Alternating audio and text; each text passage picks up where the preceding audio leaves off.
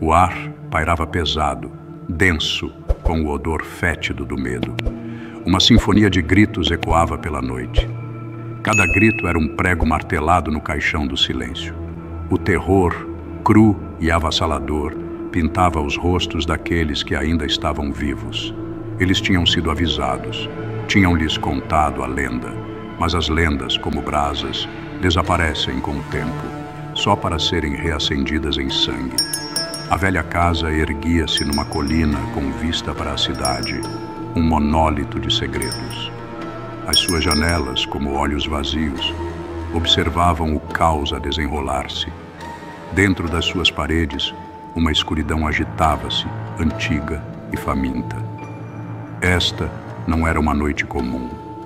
Esta era a noite em que os mortos se levantavam, as suas vozes, um coro de desespero. A Sarah pressionou as costas contra a parede fria de pedra, o coração a bater como um tambor contra as costelas. O frio da pedra penetrava-lhe as roupas, amplificando o medo que lhe percorria as veias. Ela conseguia sentir cada batida, cada pancada, como se o seu coração estivesse a tentar libertar-se do peito. Os gritos tinham parado, substituídos por um silêncio inquietante. Era o tipo de silêncio que parecia pesado, quase tangível, como se o próprio ar estivesse a suster a respiração, à espera que algo acontecesse. A ausência de som era mais aterradora do que os gritos tinham sido. Ela conseguia ouvir a sua própria respiração, irregular e superficial. Cada inspiração parecia uma luta, cada expiração uma tentativa desesperada de se manter calma. A escuridão à sua volta parecia amplificar cada som, fazendo com que as suas respirações ecoassem no silêncio opressivo. "Isto é uma loucura", sussurrou ela, a sua voz quase inaudível.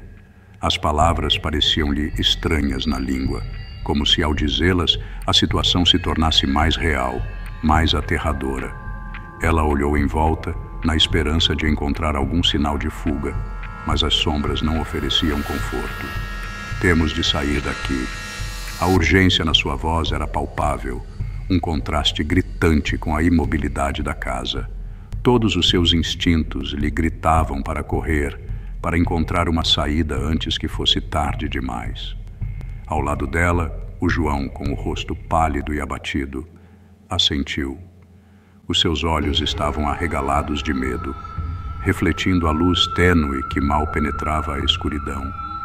Parecia que não dormia há dias, o peso da sua situação gravado em cada linha do seu rosto. Ele agarrava uma chave inglesa enferrujada com os nós dos dedos brancos. O metal parecia frio e pesado na sua mão, uma arma fraca contra os horrores desconhecidos que espreitavam nas sombras. Mas era tudo o que ele tinha, e ele agarrava-se a ela como a uma tábua de salvação. A casa parecia pressioná-los, o ar denso e sufocante. Era como se as próprias paredes estivessem a fechar-se, ansiosas por prendê-los nos seus antigos confins. Cada respiração parecia uma luta, o peso da casa a cair sobre eles. Um gemido baixo ecoou das profundezas da casa, provocando arrepios na espinha da Sarah. Não era o vento. O som era demasiado deliberado, demasiado cheio de malícia. Era um lembrete de que não estavam sozinhos, de que algo os estava a observar, à espera. Era algo mais, algo antigo e malévolo. O próprio ar parecia vibrar com a sua presença, uma energia negra que lhes penetrava os ossos. Era uma força que estivera ali muito antes deles e que permaneceria muito depois de eles partirem. As próprias paredes pareciam sussurrar, as suas vozes um murmúrio sibilante na escuridão. Os sussurros eram ininteligíveis, mas cheios de uma sensação de pavor, como se a casa estivesse a tentar comunicar a sua história sombria, o seu sofrimento interminável. Falavam de morte, de sofrimento, de uma fúria que transcendia a sepultura. As vozes pareciam vir de toda a parte e de nenhuma. Um lembrete constante da força malévola que os rodeava. Era uma fúria que se tinha intensificado durante séculos, e que agora encontrara novas vítimas. Dias antes eles tinham se rido dos avisos da velha, tinham se rido das suas declarações sobre maldições e espíritos inquietos. Agora, presos no coração da casa assombrada, as suas palavras ecoavam nos seus ouvidos. Os mortos, eles têm fome. Ela tinha grasnado, a sua voz rouca com a idade. Eles têm fome do calor dos vivos, do gosto da vida. Os seus olhos, leitosos com cataratas, tinham-nos trespassado.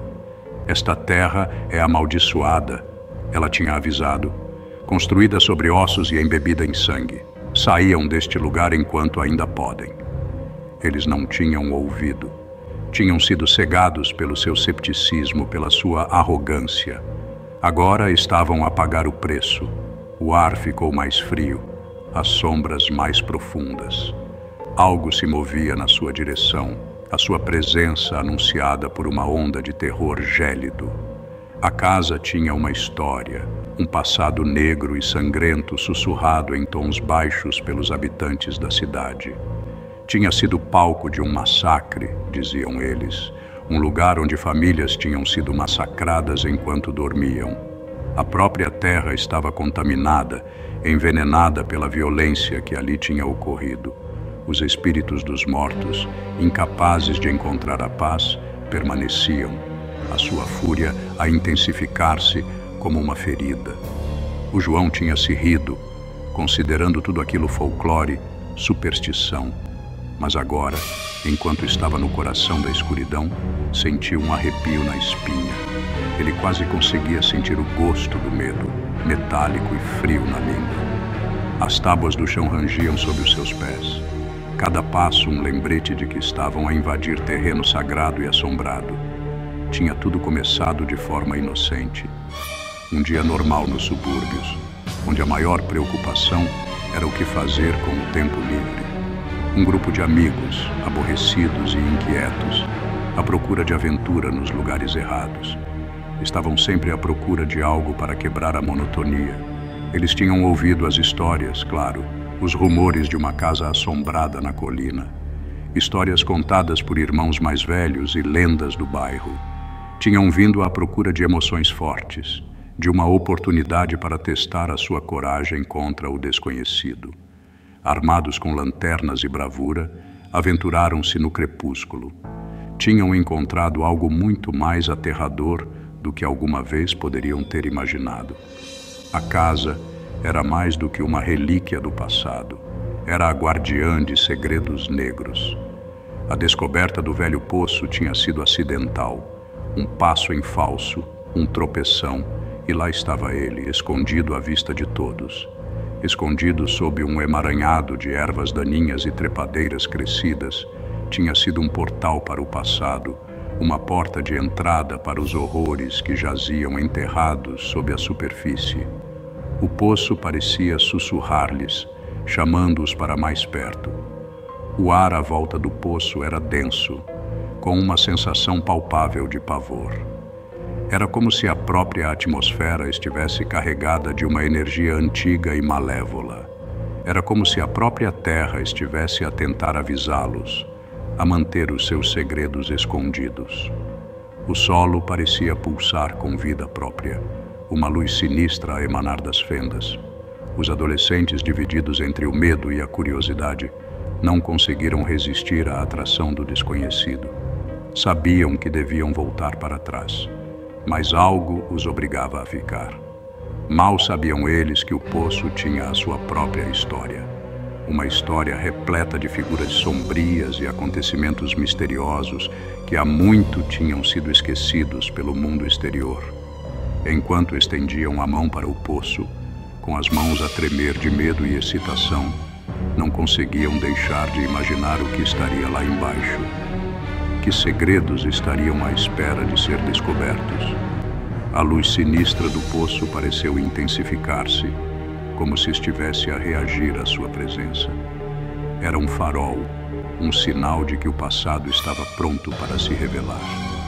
Com uma respiração profunda e um último olhar uns para os outros, prepararam-se para desvendar os segredos do poço inconscientes dos verdadeiros horrores que os aguardavam.